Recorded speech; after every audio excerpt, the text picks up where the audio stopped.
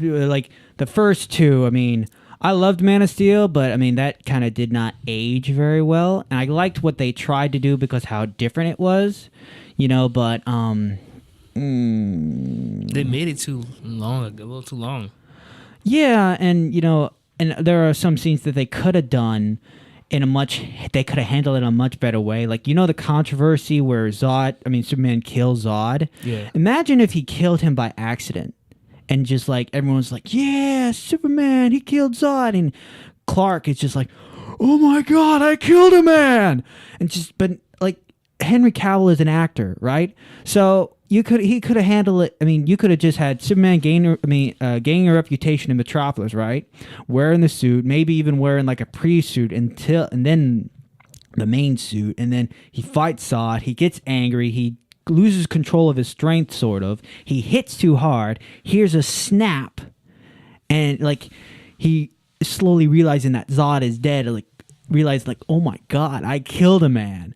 And that's like reaching to the humanity of Clark. The morality is like, oh man, and that could have been done really well. Like maybe if you didn't kill off Paul Kent and maybe they were in the city and they're just trying to calm him down, and only then like will Ma Kent like just say Clark, and it's like, oh God, that would have been different and also would have worked, because I understand what DC Warner Bros. Was trying to do is that they were trying to make a cinematic universe, but they were also trying to make it distinct from Marvel. They didn't want a carbon copy, and I figured, why not make it dark, And to be honest, you could have done that with bright characters.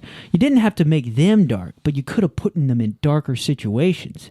A darker world. Yeah, exactly. Like, one of my favorite DC books that I've read. It's more like a collection that collects all the stories that are in collaboration between Paul Dini and Alex Ross. Paul Dini is famous for Batman the Animated Series, the Arkham games, and a bunch of other stuff. While Alex Ross, I love him because he doesn't like draw them with pen and pencil and ink. He paints the DC heroes. He paints the Marvel heroes. And the way he paints them makes them look so cool, so realistic. Just gathers up this feeling inside you, like you're looking at something bigger, But anyway, this book called The World's Greatest Superheroes collects stories that they've both done together. And there's like 5 stories, and there's like mini stories that are like secret origins, right? And the first story you read is Superman Peace on Earth. And what it is that it's about Superman trying to tackle world hunger.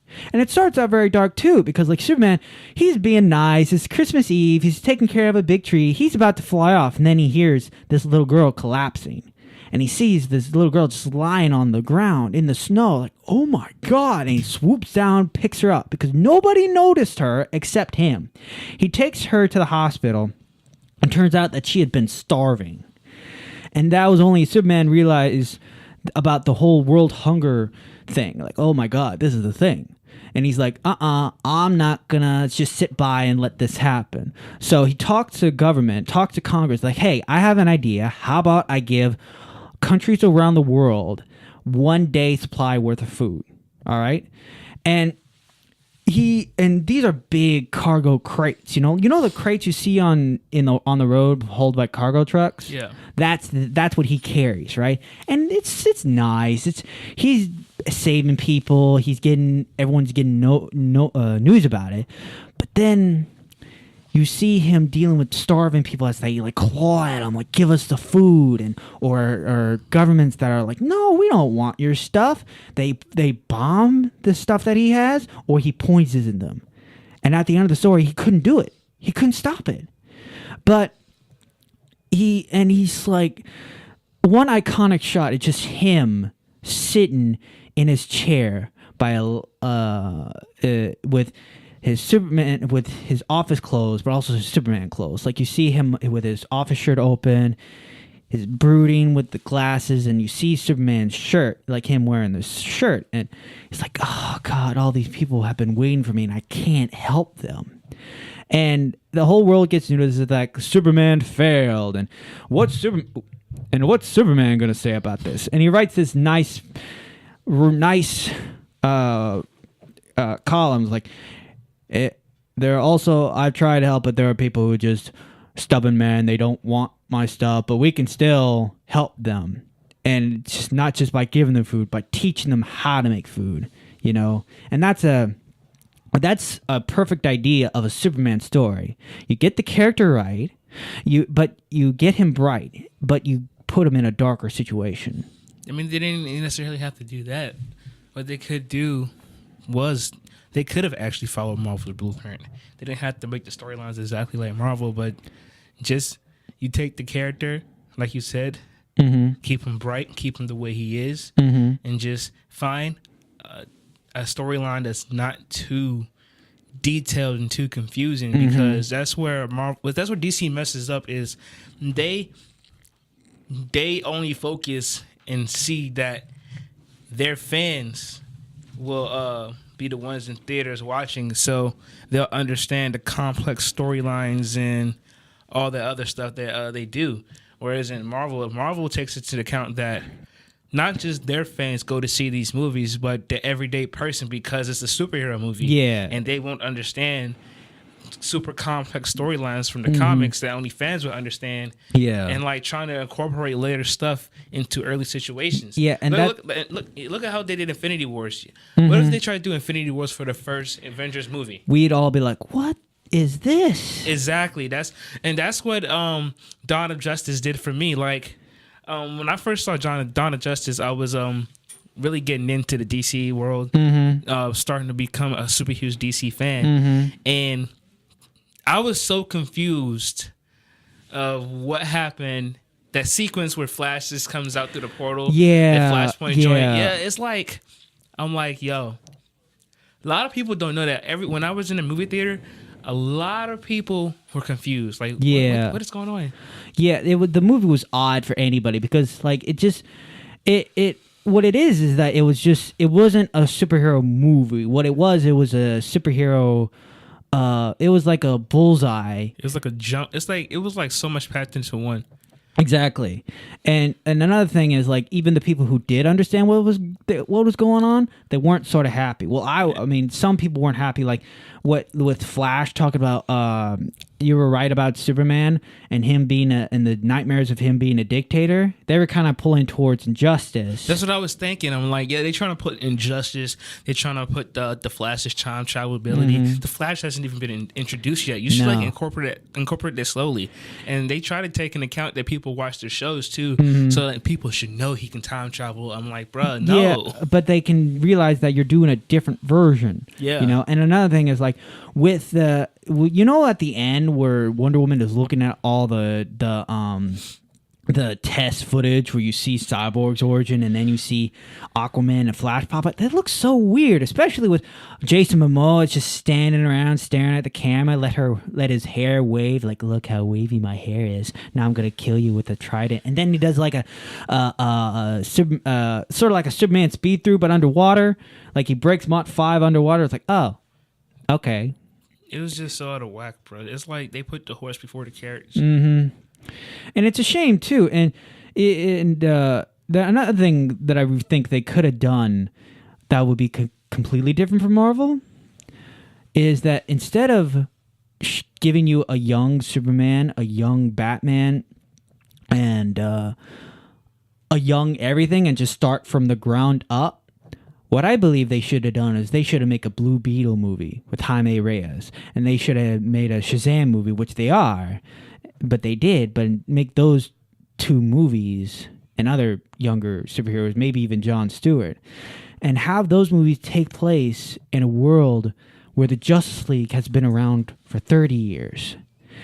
And they try to do their own thing. They succeed, and they end up doing such a good job that at the end of their sequels, not the first one, not like how when Nick Fury went to Tony Stark at the end of Iron Man 1, it's like, hey, let's make the Avengers. How about at the end of Blue Beetle 2 or Shazam 2, where they get approached by an older Clark Kent, an older Bruce Wayne, and it's like, hey, welcome to the Justice League. Because what I like about DC is that it has a legacy. And imagine a Jaime Reyes being pulled over by Superman, by Clark Kent or Bruce Wayne, and he gets his envelope. And I bet if you did that but played off an old rendition of the Justice League theme song, not the Qatar one, but the very first one, like the Justice League animated series. Yes, one. Yeah. That I'm pretty sure if you play that and have like them open an envelope with a JLA logo on it or just a JL logo, people would lose it, because like what it is like you would giving them an idea like, oh, the Justice League must have been around for so long, or they must be so cool, and now not only are you going to see them, but you're going to see the characters that you grow with to join the Justice League, and then maybe in the later movies you tell us what has been Clark doing, what has been Bruce Wayne doing, what has been Diana doing, through all these years, and maybe give them personal conflicts of their own. Like, I believe you could have used Henry Cavill, Ben Affleck, and Gal Gadot play older versions of themselves to begin with, because Kryptonians, they age slower, and Ben Affleck was at a good age for like a 50-year-old Batman, and Gal Gadot, she's Amazon's old age, and maybe either they don't age or they grow in height. I see where you're coming from, bro. But anyway, and you're gonna still use those characters, and maybe you could use Ezra Miller, but not have him play Barry Allen, but have him play like Wally West or some, or any sort of character dealing with the Flash. Maybe even Impulse, and then or you could have he's more of an Impulse. Look at his hair. Exactly. So you could just have him play Bart Allen, and then have like an older Wally West, and maybe even you could have Jon Stewart around or Hal Jordan around, and have him like Hal Jordan bring the ropes to Jon Stewart, bring back Kyle Rayner. Kyle Rayner, exactly. And in their solo movies, like Superman's solo movie, you could talk about personal issues between him and Lois Lane. Because if you think about it, he ages slower, and she ages normally. Imagine if you are 70 years old but look 50 or 40, and you have your wife around, and you're mistaken as a mother and son, or that was weird, but you know what I mean. Yeah. So, but when you say that, I just thought of an idea that they're doing in the comics now with Superman. He's been Superman for a minute. He has his son with Lois Lane, Jonathan Kent, like 13. They could have made a movie about that. Mm-hmm. That would have done so much more than Man of Steel. Yeah, imagine it's like Clark Kent with a son, or maybe even more than one son. Like, no, it's just mainly about him. You know what I'm saying? Yeah, and him trying to live up to his father's legacy, and him like getting used to his powers at a young age. You know what I'm saying? Yeah. His journey. Yeah, exactly. And you would know the characters. You would still see the characters you know and love, but in a totally different situation. Like, and it kind of worked. And it's kind of like different from Marvel, where they just showed you the characters, give them their origin story, and then build up to a certain point. Whereas you got other characters trying to live up to legacy. Exactly. And like with the whole Batman situation, they could have done. Terry McGinnis? Nah, I was still thinking Bruce Wayne, but they could start to introduce Damian Wayne, because the crowd does not know much about Damian Wayne. Yeah. And they can in the beginning they could do a quick rundown of what happened, who's been Robin, like they became Nightwing. Died, came back, became Red Hood. Yeah, like imagine Red Robin. Autumn. Exactly. You know how Batman Under the Red Hood, they just give you a quick rundown? Excuse me. Like, oh, this guy used to be the first Robin, and that's all you needed. And then you had Red Hood come by. Not even that, bro. Just like during the opening credits, it's just like flashes of sequences of what happened. You just see flashes with Dick being Robin, to him being Nightwing, Jason being killed by Joker, to coming back as Red Hood, Tim becoming just Red Robin, and then leaving, and then Damian coming along. Yeah. And you could have like John and Damian be the same age or whatever. They are. They are, of course. In a sense, they are. Yeah. And another thing is like you could also try to establish the father-son relationship between Dick Grayson and Bruce Wayne, but you could do it very subtly. Like I kind of imagine like what would happen. I mean, like Bruce Wayne, Batman being trapped in Arkham Asylum and gets this, the fear toxin, but instead of seeing a dead Jim Gordon, he sees a dead Nightwing, and it's like shaking him up. It's like this is a hallucination. He is not dead. And after the whole conflict has been resolved, you see Nightwing alive like he is, and maybe have like Bruce hug Dick Grayson or whatever. That kind of gives the father-son relationship. You know, like, hey, I see you as my son. You know. Yeah. So I mean, because like in Injustice, like when Nightwing dies by accident, like Batman just loses it. You know, and he's just holding Nightwing's body like my son is dead, you know, but yeah. And maybe like when it comes to build up in that universe, I would have the build up to be Kingdom Come. I mean, there's really no need for build up. I mean, DC was like the foundation of superheroes. Everybody and their parents know the origin stories of Superman. That's true. The origin stories of Batman. That's origin stories true. of Wonder Woman. The ones that they may not know, probably Green Lantern, maybe Aquaman, Cyborg. You know what I'm saying? They could do origin stories for them, but as far as the main three, they didn't need any new origin movies because, and that's what they did with. That's why they just put Batman in that. That Batman versus Superman movie, and Man of Steel. We didn't really need Man of Steel, you know what I'm saying? Yeah, there still going to been ways you could have done Man of Steel without doing the origin story, you know? Yeah, exactly. You know how many? There's been like 4 Superman movies of Christopher Reeves. Yeah. And then you have the one with Brandon Routh. Yeah. Who plays what's his face in the DC shows now? Oh, Adam. Adam, yeah. It's this. See, Marvel, they had to do that. You know what I'm saying? Because their characters a little bit new. Hawkeye probably wasn't Incredible Hulk wasn't a necessary origin story. But Iron Man was because they didn't have the technology available to make an Iron Man movie like that.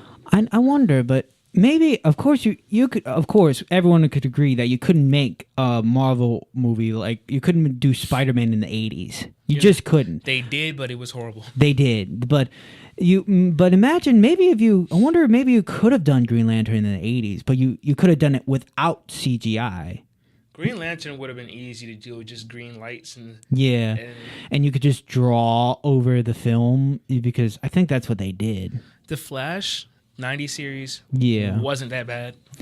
I actually discovered the Flash series like through records on VHS records. Oh, okay. Yeah, because I was going through some tape and I was like, I decided to put this one in and it had the 90s Flash and I was like, oh, there was a Flash in the 90s? There was a Justice League TV show. I've heard about that. It was corny.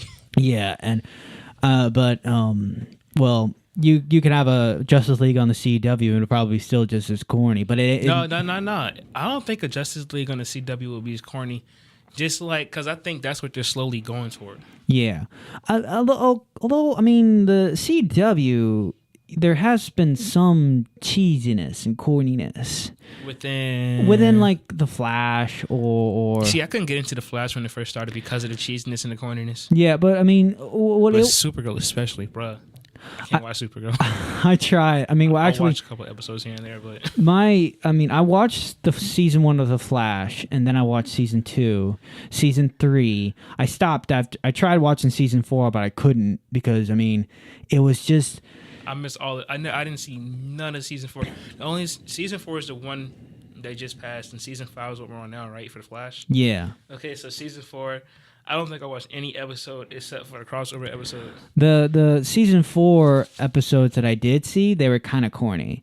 And to be honest, the Supergirl season 1 was not that bad. I mean, there was Callista Flockhart as Cat Grant. She was the best part. Yeah. And I mean, I wouldn't be surprised if the actress just looked at her lines like, these are crap. Let me self-improvise my own lines and we'll see how that goes. And she just says her own lines and it was like, God, that she's awesome. Yeah. Because like she pokes fun at everything not in pulp culture, you know. Like there is a crossover episode between her and the I and know, the I know what Flash. you're talking about. She's like, you look like the racially Diverse cast of a CW show, yeah. Yeah. And when we my parents and I watched the first season, and when we watched the parts of season 2, we kind of stopped halfway. But when we watched season 2, the first one, when Cat Grant shouted "Miss Tessmacher," my mom loved it. She just stopped because like Miss Tessmacher was a character in the original Superman 1978, the henchwoman to Luthor. Yeah. And he shouted "Miss Tessmacher," you know, and just my mom was laughing. That's I mean, and she even made a riff at Star Wars, and that's funny because she's married to Harrison Ford. Really? Yes. In real life? Yes. That's crazy. But yeah, But they do a lot of riffs to Star Wars. Like freaking, they had what's his face? George, the dude that wrote Star Wars. What's his face? What? Oh, Mark Hamill. Mark Hamill. Are you talking about Mark? The dude that wrote Star Wars. Oh, George Lucas. George Lucas. Yeah, he was actually part of an episode of what's that show called? Where all the superheroes are together. Legends of Tomorrow. Legends. My dad and I tried to watch Legends of Tomorrow, but we were like, you gotta start from the beginning, bro. well, I did, but we were like, and it grows on you. You just gotta watch it in there. I'm sorry, but I mean, you just gotta sit there and not be biased and just watch it I like couldn't because like I mean when the what's it? Booster Gold's son Rick Hunter. when Rick Hunter was saying I'm part of a race called the Time Masters, my first thought is Time Lords. You're doing Time Lords, and I mean, CW likes to do his own little twist on certain things. Yeah, You know yeah, but Marvel does the same thing too. Yeah, like remember Iron Man 3 when they were advertising Mandarin and we thought, oh right, cool, we're gonna see Mandarin, and then it turns out I'm actually an actor. I don't really kill people, and if people did die, I had no idea about it. So, and I was like, really? I mean, I guess there are some ethical reason behind it, and that's sort of justified. But I was like, I mean, there's a cartoon called Iron Man Armored Adventures where it was a teenage Tony Stark. I remember that. That was my joint, though. But that was my joint, yeah. Like my sister and I, when we went to high school, we had Teen Nick, and they had Iron Man Armored Adventures, or like when we were awake, so we were just watching. He's like, eh. But then the Mandarin, he was actually really cool, but with the 10 magic rings and all, and yeah. But we kind of went off topic when it comes to DC movies. Yeah, we did. But yeah, oh well. Maybe when they reboot Iron Man, or maybe, who knows, maybe they could do they said that the real Mandarin is still out there, so who knows, maybe they could have Mandarin be like a Doctor Strange villain. We gotta get back to DC though. That's true. That's right. You're true. But anyway, you were talking about origin stories in the 30-year period. Like, you could still do an origin story of like the Flash or Aquaman. I was thinking maybe when you were talking about legacy, we could do an origin story on Jon Stewart, have him become a Green Lantern, and then meet a really old Hal Jordan. They already have. I mean, John and Hal are not that far in age though. Yeah, but you're thinking of Alan Scott. He's like the old Green Lantern. That's true. But I mean, Alan Scott and Jay Garrick, which are the OG Flash and Green Lantern, you could have them be in a different. They're in a different Earth, you know. But yeah, but in some incarnations or some Earths, they are the original. Yeah, yeah, exactly. Because like, if you go back, if you're on Earth 1. You Clark Kent, Barry Allen, they were all the first. And like if you go to another Earth, they're probably the originals. Like their modern day is World War II. Yeah. But like DC recently did a reimagining of Earth 2. Yeah, I've like in the past 5 years? 5, 6 years? Yeah, like when the New 52 came out, like I read the first volume of Earth 2. And I was like, there's some parts that I like about it, but it's just not my Justice Society, because I read like the Justice Society that was in the 70s, and they worked with Power Girl and Star Spangled Kid. Oh yeah. And what I liked about it is that it was generations working with each other. They were learning from each other, and they were colliding with each other. And I believe this was the comics that in which Power Girl first arrived. Another one way I said that the DC could do better, if they really wanted to redo all the origin stories, was just follow the Marvel guideline, keep the characters the way they are, do a simple story that makes them shine and people love them, and then all the other stuff you can throw in bit by bit like Marvel did. Like, you can still do the solo movies. You just introduce every character, and then you can come up with a Justice League movie, and then it gives them space between that Justice League movie and the next. You come out with another Superman movie, another Batman side story, another Wonder Woman side story. You know what I'm saying? Yeah, but you got that's a problem, because if we do them exactly like Marvel, then you have a hard time to make them different. Therefore, give audiences a reason. We're not doing it like we're not doing the same. It's just a blueprint. Like a blueprint. Oh, so just not like exactly like Marvel, just a blueprint. You know what I'm saying? Okay, so and how they did, how and the steps they did to and how they got to where they are now with Infinity Wars coming out. Yeah, as third Avengers movie. And hopefully, yeah, and hopefully that will that could work. But the way I see it, I believe Warner Brothers, after they're done making DC movies, they got to give it time. Because I mean, I got to be honest with you.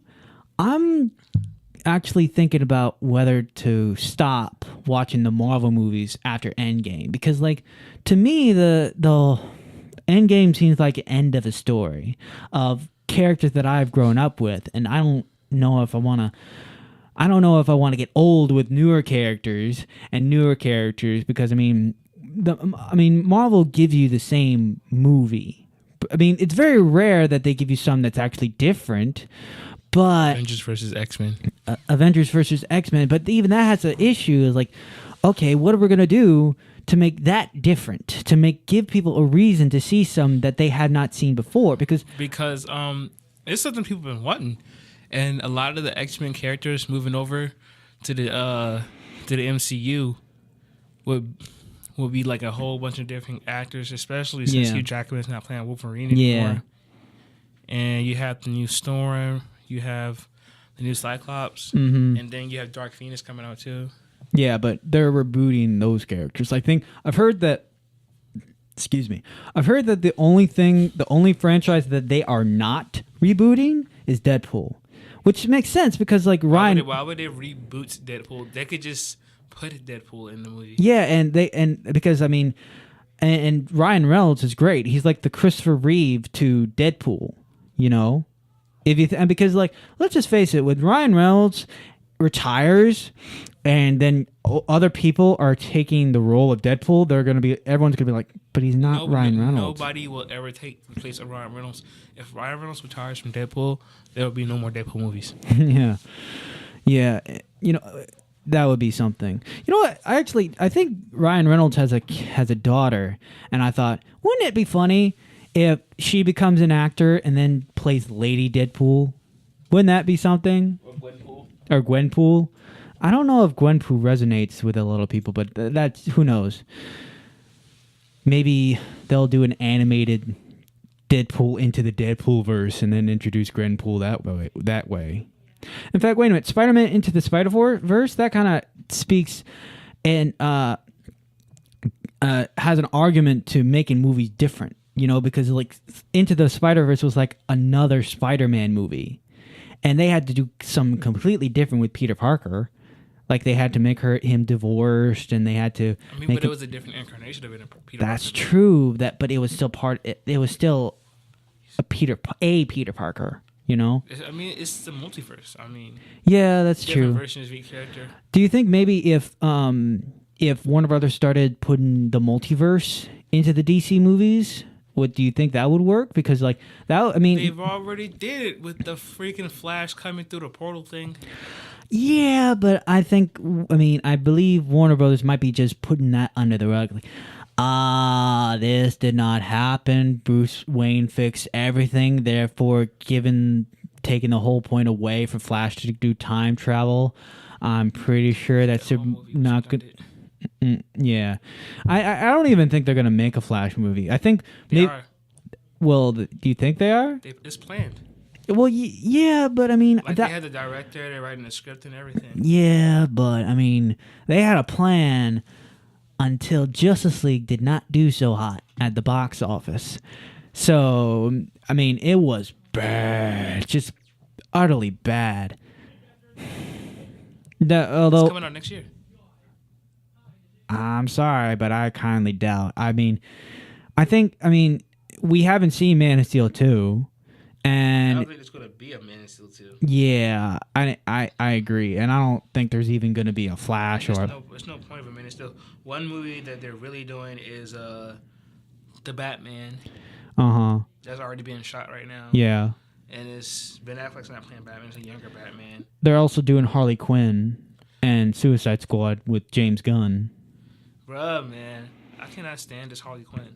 It's not Harley Quinn to me. Well, I think she could. I'm not. It's not Margot Robbie. It's just the people who wrote this Harley Quinn. Yeah. I'm like, not impressed because I believe she could play the real Harley Quinn. Yeah. And when she auditioned for it, I bet she was acting like the real Harley Quinn. Yeah. But they went and were like, we're gonna do something different with this Harley Quinn. You know, make her more. I mean, she's already sexualized, but we're gonna make her more modern. Yeah, I know what you mean. I believe that Jared Leto would have been a good Joker, but because they screwed the character up or they barely showed him, they were just like, no. So, and maybe we've been all talking about ideas of what DC could have done from the start, but I wonder what they could do from now on.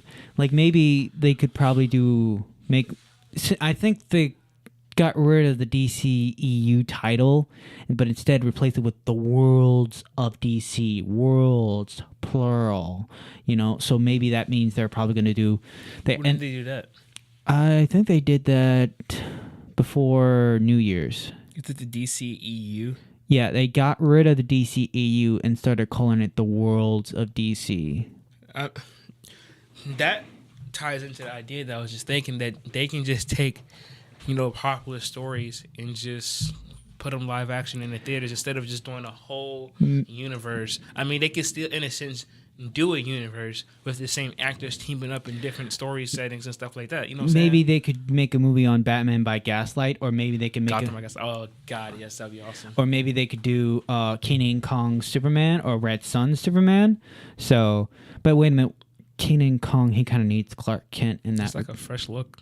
Yeah, and it'd be kind of cool, like if you ever do make Man of Steel 2 and then you just introduce Kenan that way, because Kenan, like, he's a flawed character, but he improves when he becomes a Superman, because it's very interesting with China. They look at America's Justice League and we want to compete, so they make their own Superman, Wonder Woman, Batman, Aquaman, Green Lantern Corps. They even made their own Green Lantern Corps. And that was actually kind of cool how they did it, but oh well. That'd be kind of cool to see on the big screen. Just have Kenan Kong just wearing his suit and then you see Batman, Chinese Wonder Woman, have them interact with the American Justice League, but oh well, what can you do? Flash has been moved to 2021.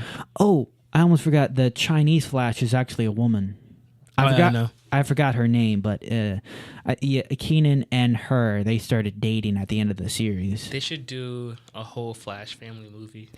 They could, but you're gonna have to spend a lot of screen time on the characters. Because you know how you had the Avengers, but before that you had like a bunch of movies that developed the character.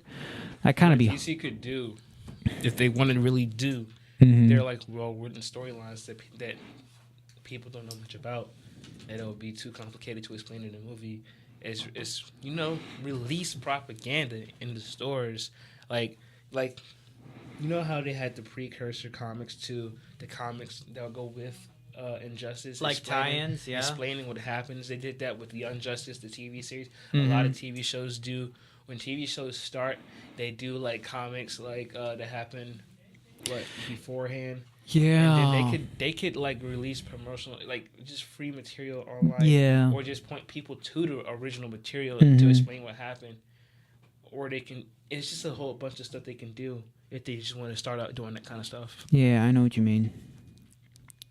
Okay, that's actually that's interesting. It's like so many Batman villains that they haven't even used that Calendar Man. Yeah, you could maybe use. I think Mr. Pig scarred me, bro. I was like, bro, this is the darkest Batman villain I've ever seen. Mm-hmm. Like, Yeah. the Joker is dark, but this dude, like, imagine him having a live action movie. That would be some. In fact, That's a horror movie. I think Victor Zsasz would be good as a villain too. He I'm would be good actually- live action. I'll tell you after this. I don't want people stealing my idea. Shh. Okay, I've already mentioned my ideas for a Wonder Woman game, so hopefully anybody who's listening and is also a game developer and happens to know WB, make Wonder Woman. No more Batman. No more. So True. just like it's kind of like, I mean, like my issue with people relying on too much Batman is like, we know he's a cash cow, but DC doesn't have. I mean, it's not the only cash cow DC has. Bruh. Guardians of the Galaxy was the lesser known Marvel heroes, And and it look how much money they made It off that. became the biggest cash cow ever. It's like milking it, They and gotta get people something fresh like Marvel did. exactly. We need a Booster Gold movie. Yeah, or Booster Gold and Blue Beetle together. yeah, blue and gold. Yeah, That could be the name of it, Blue and Gold. yeah, with Alan Tudyk and Nathan Fillion. Yay. Also, another one, I know, bruh, I think when I thought about it, I was like, that would be good. But in the end, it'll just be Man of Steel again. What? I mean, another dark and gloomy movie. Justice League Dark. Oh, Not dark, but Justice League Gods and Monsters. yeah. I mean, I watched the Gods and Monsters movie, and It was dope. yeah, I liked parts of it, It but was something new. I also, yeah, it is, and I also think that like it could be a movie that DC haters would love because the Superman calls Lois Lane the bitch. I was like, Superman called Lois Lane a bitch. I love this movie.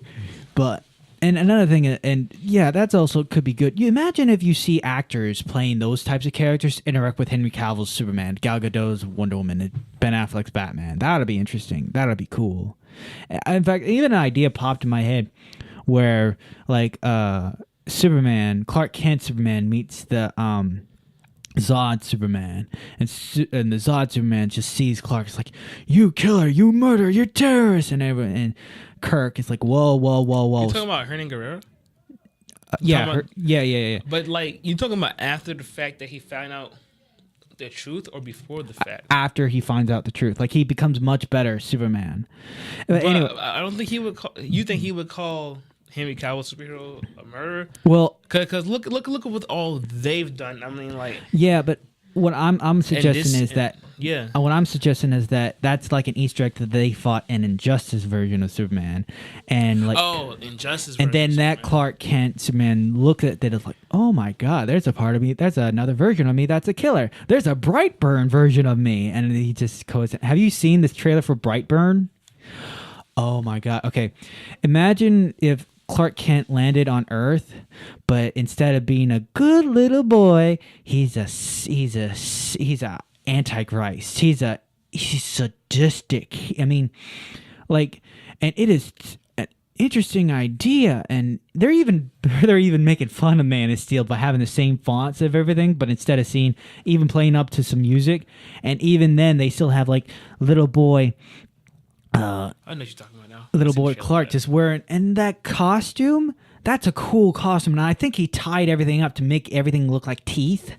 The knots kind of look like teeth, and that's actually really cool. I mean, I think that might be one horror movie that I could watch. Speaking of horror movie, DC could also make horror movies. Like there's this one character called the Spectre. Think of the most overpowered Superman you've seen, and the most brutal Batman you ever seen. And what the Spectre is, he's 50 times more powerful and 50 times more brutal. What he is that he's an angel of vengeance. In fact, he punishes people who are not punished, like murderers. I still don't think that can be a horror movie. I don't think he's scary enough. Oh no! I should have brought one of my Spectre books, because the very first Spectre book I bought and written was called Spectre: Crimes and Punishments. And oh my god, the art is awesome. The punishments are creative, and it's just like, it's so dark in a good way. It's suited. Dark, but not scary. Oh, come on. You could make it scary. Spectre is not supposed to be like a scary character. No, I kindly disagree. Like, you could I think, to me, he can be both a protagonist and an antagonist. He could be a good guy and a bad guy, And it just, no, hold on. Hand me your phone. Let me look it up. But what it is like, actually, no. Look up Spectre, Crimes and Punishment. And you just look at the sign, look at all the art and the covers, and I was like, it's just unbelievable. And some of those covers were painted too. And also, the story is not that bad too. It's actually really good in the first volume, because there are 2 volumes right now, and sadly there's not a third one. But the first volume of Crimes and Punishments, that I highly recommend. If you were to buy any Spectre comics, it would be Spectre written by John Ostrander. That would be perfect. That would be a perfect introduction, and you could have him be a horror movie icon. Because what he does is that he punishes them and kills them, but not before messing them up mentally, And the comics even asked the question about whether his methods were really effective or not, because Spectre does his thing and then he realized that it didn't do anything. Oh man, my methods didn't do anything. What am I doing wrong?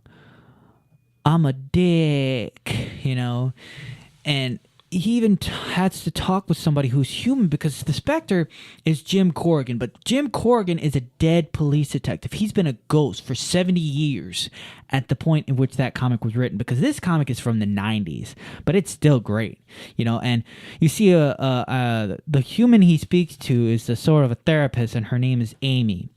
They both get a huge relationship with each other. They're becoming friends, and I believe Jim likes her, like really, really likes her. But I mean, it was just like, it's still good, because you find out more about Amy, and then you find out more about Corrigan, and it's a very sad ending, I mean, I highly recommend the Spectre Crimes and Punishments. They ought to make a movie out of that. That ought to make things different and good, hopefully. What DC should do that Marvel's never touched is do their characters, but in different genres, like we were just saying. I was just thinking, like, make a horror film, make an action film, make a love story. You know Exactly. Pig would be the perfect horror movie to start with. I'm sorry, bro. But that dude is just mad creepy, and the way he does to people. Yeah. You can just have the story just follows a Gotham detective investigating these murders, and it's like Pig just coming on. You could do like a TV show about the Gotham City Police Department, and not make it a prequel and origin story. Fox. Exactly. And it's a shame that they did the same thing to Krypton. I'm like, seriously? But yeah, they could do so much genres. They could do, because like Marvel plays it safe, to be honest. Krypton could have been like about so much more. It's just so many ties into Superman. Wasn't it about Superman's grandfather? Yeah, it was about Superman's grandfather. It could have just been totally whole different characters way before any of his ancestors. Even if his ancestors existed, it didn't have to be about them. Yeah, I agree.